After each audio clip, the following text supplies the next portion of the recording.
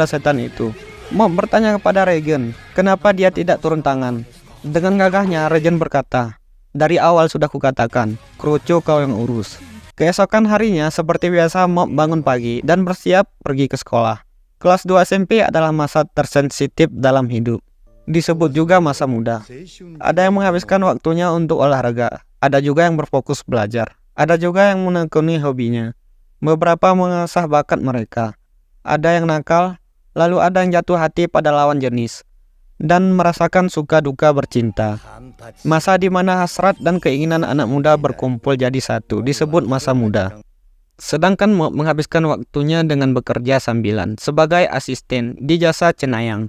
Dibayar 300 yen per jam.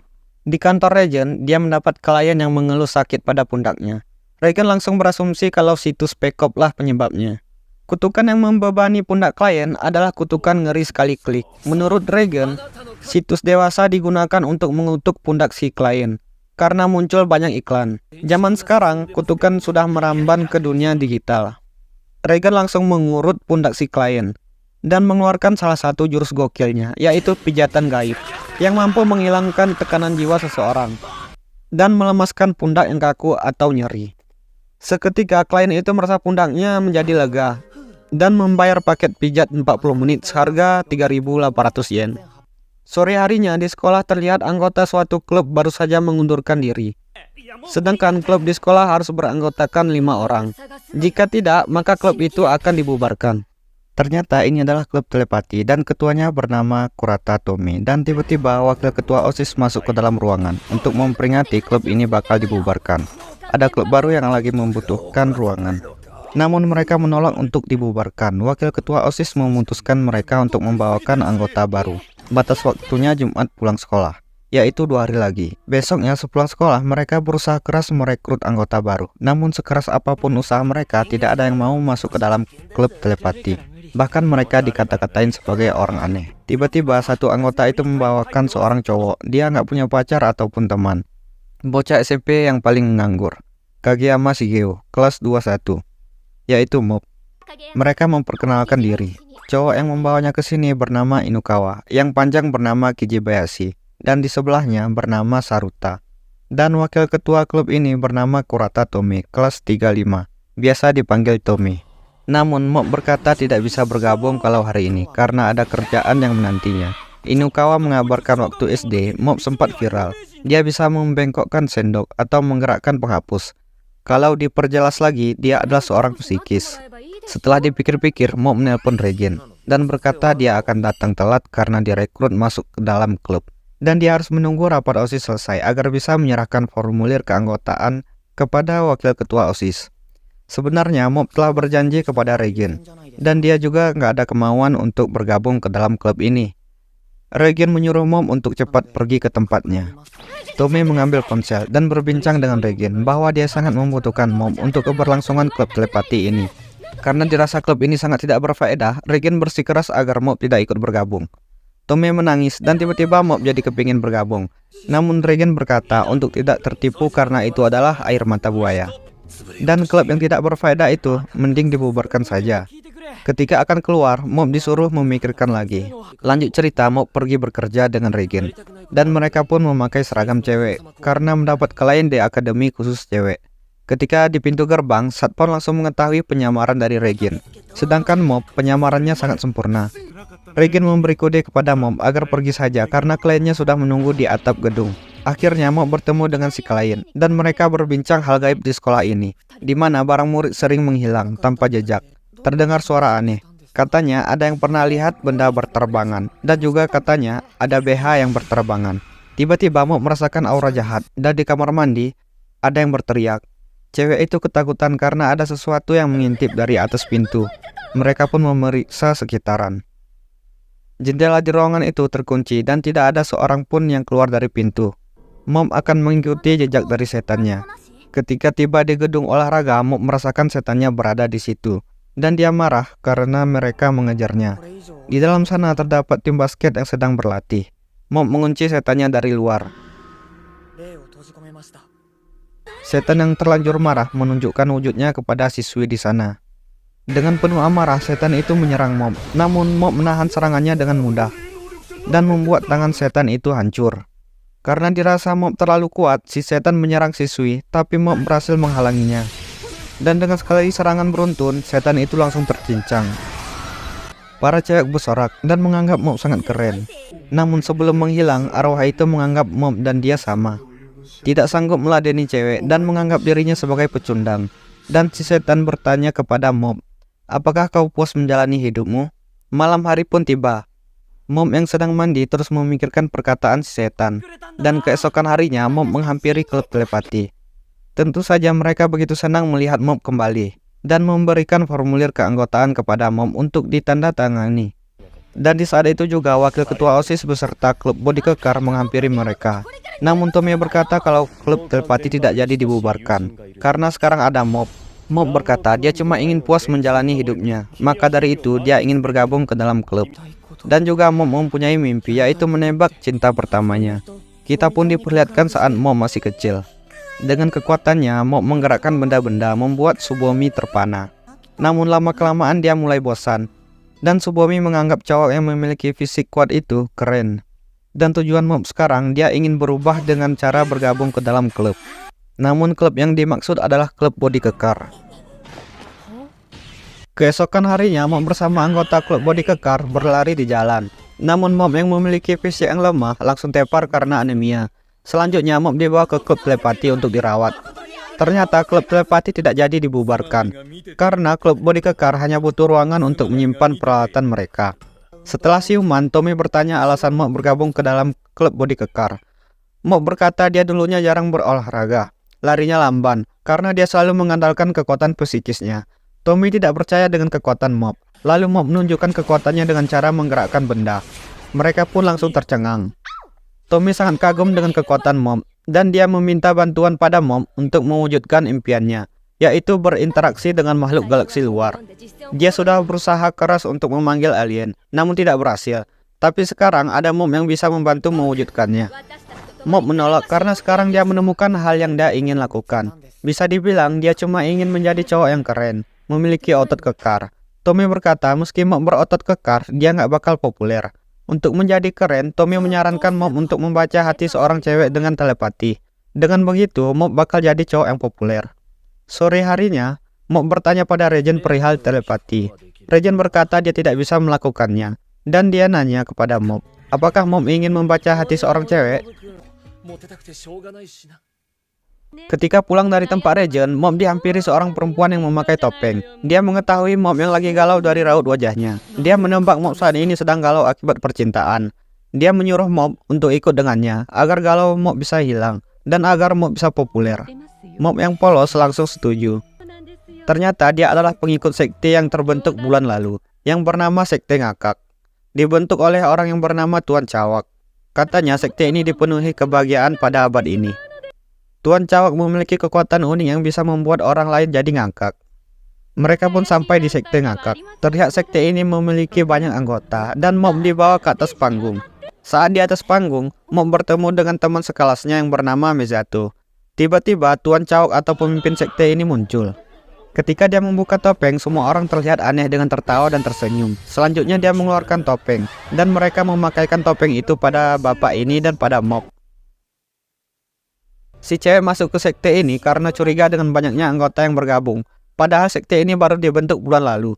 Dia adalah anggota klub koran SMP Micin. Dan dia berniat melaporkan gosip buruk sekte ini. Dikatakan pemimpin sekte menggunakan hipnotis massal untuk mencuci otak. Tuan Cawak mengelak dengan tuduhan itu. Dan dia memperlihatkan bapak yang awalnya ngenes banget. Setelah dipakaikan topeng dia menjadi tertawa bahagia. Si gadis yang tidak bisa berkata apa-apa langsung dipakaikan topeng juga. Dan seketika dia tersenyum tidak jelas. Mob mengangkat tangan dan bertanya, apa hubungan sekte ini untuk menjadi populer? Mob membuka topengnya. Tuan Cawak tercengang melihat Mob tidak tersenyum. Ketika Mob akan pergi, Tuan Cawak menawarkan Mob untuk bermain game bertatap-tatapan. Dengan cara meminum susu tapi nggak ditelan. Dan siapa duluan ngakak, dia yang kalah. Padahal sudah jelas ini adalah perangkap. Namun Mob setuju karena dia menyukai susu. Pertandingan pun dimulai. Mob hanya memasang muka yang polos dan semua lawannya tumbang.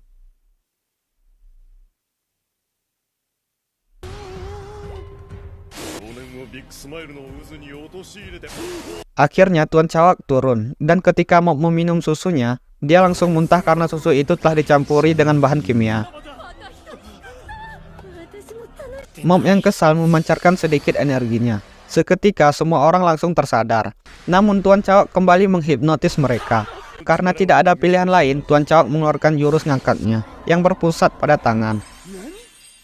Tuan Cawak menyadari Mob tidak memiliki emosi. Awalnya dia berniat membuat sekte ini untuk mengumpulkan tumbal. Tapi sekarang dia merasa Mob akan menghalanginya.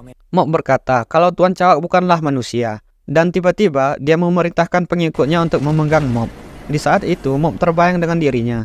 Dia memiliki kekuatan ilahi. Tanpa dia sadari, dia selalu berusaha menyembunyikan kekuatannya. Seiring pertumbuhannya, dia mulai tersadarkan betapa bahayanya kekuatan miliknya. Saat orang tidak mampu bertindak sesuka hati, emosinya akan berhenti berfungsi. Mob tidak menyadari penolakan dia terhadap kekuatannya telah menjadi masalah.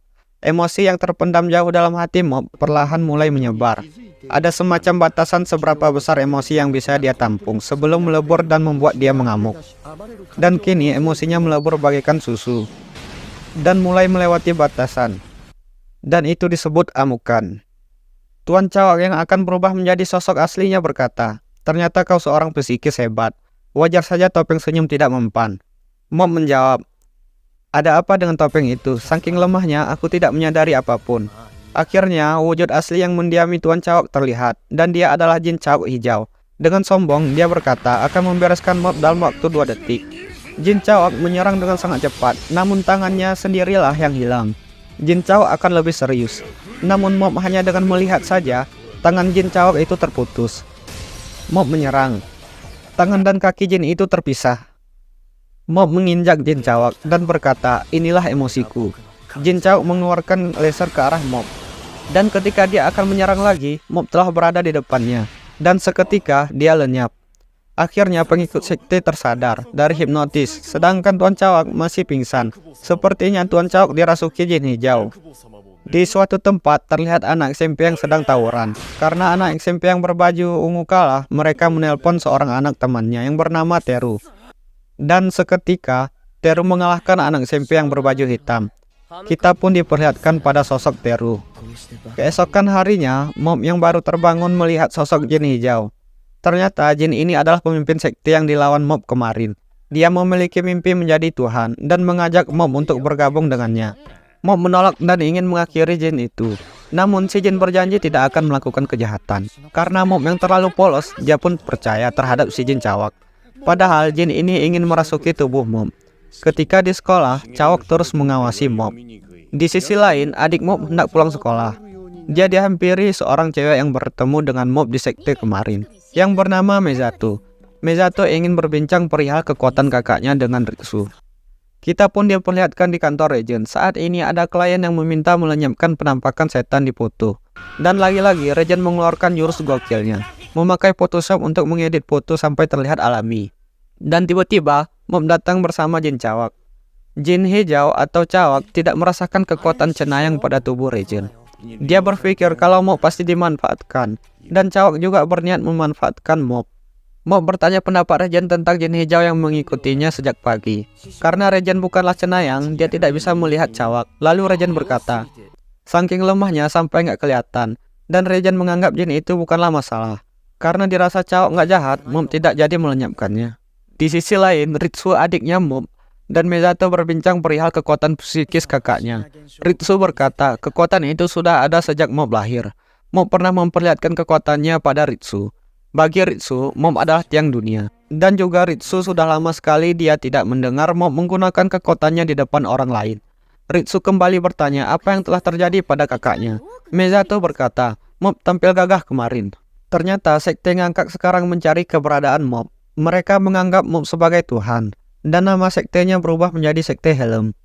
Mob memiliki karisma tersembunyi yang membuat orang-orang memujanya. Dan tujuan Mezato yang sebenarnya adalah mewawancarai adiknya Mob secara langsung. Ritsu langsung menolak karena kekuatan kakaknya tidak untuk dipamerkan. Ritsu pun langsung pamit. Mezato membaca riwayat Ritsu. Dia memiliki nilai ujian tertinggi pada tingkatannya, jago olahraga, dan terkenal di kalangan cewek, berbanding terbalik dengan Mob. Ritsu menganggap Mob sebagai tiang dunia. Baginya kekuatan psikis itu memang ada. Dan sebagai adiknya Mob, dia berharap bisa menggunakan kekuatan psikis juga. Dan menurut Ritsu, kekuatan psikis lebih dari segalanya. Keesokan harinya, Ritsu berangkat sekolah dengan Mob. Ritsu bertanya kepada Mob yang jarang menggunakan kekuatan psikisnya. Mob menjawab, nggak sempat aja. Menurut Mob, aslinya kekuatan psikis itu tidak begitu diperlukan dalam kehidupan ini. Ritsu kembali bertanya, apa ada yang tidak bisa kau dapatkan dengan kekuatan psikis? Mob menjawab, otot. Terus nggak bisa memahami cewek. Ada banyak lagi deh kearifan misalnya. Bahkan Mob malah iri pada Ritsu.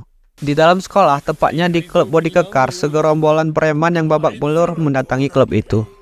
Ternyata para preman ini ingin meminta klub body kekar untuk ikut tawuran dengan SMP sebelah. Sudah jelas kalau klub body kekar menolak. Satu preman tidak terima, dan ketika akan menyerang, jadi angkat dengan satu tangan. Di suatu tempat, terlihat sosok bocah SMP berambut kuning yang mengalahkan preman. Sepertinya bocah berambut kuning adalah bos preman dari SMP sebelah. Kembali pada Mob yang telah selesai latihan di klub. Ketika akan mengganti baju, di dalam lokernya terdapat surat cinta dari seorang cewek yang mengajak bertemu di Taman A. Namun cowok beranggapan itu adalah tulisan cowok. Dan ini jelas surat cinta palsu. Saking polosnya, Mob percaya pada surat itu. Di sisi lain, para preman hitam kembali menantang preman ungu. Dan sekarang mereka akan membawa bocah andalan. Mereka akan bertarung di Taman A. Ternyata surat cinta itu berasal dari preman hitam. Mereka berniat menjadikan Mob sebagai umpan agar mengadu domba klub body kekar dengan SMP sebelah, yaitu preman ungu. Mob yang polos langsung datang ke tempat yang dimaksud dengan hati berbunga-bunga, dan tiba-tiba dia dihampiri preman ungu. Di sisi lain, klub body kekar mendapat surat yang isinya mengatakan preman ungu telah menculik Mob. Mereka pun langsung OTW menyelamatkan Mob. Di sisi lain lagi, Mob telah diikat dan dijadikan sandera. Cowok menyuruh Mob untuk bersiap mengeluarkan kekuatannya kapan saja. Namun Mob menolak, kekuatan psikis tidak digunakan untuk melawan orang. Para preman pun telah muncul. Namun bukan preman hitam yang datang, melainkan klub body kekar. Mob keluar menghampiri klub body kekar, dan mereka hendak pergi. Tiba-tiba ketua preman ungu berteriak, dia tidak terima dengan kedatangan klub body kekar, dan mereka pun langsung menyerang. Namun mereka dengan mudah mengalahkan anggota preman ungu. Bocah berambut kuning datang, dan ternyata dia adalah bos mereka, bernama Hanazawa Teru.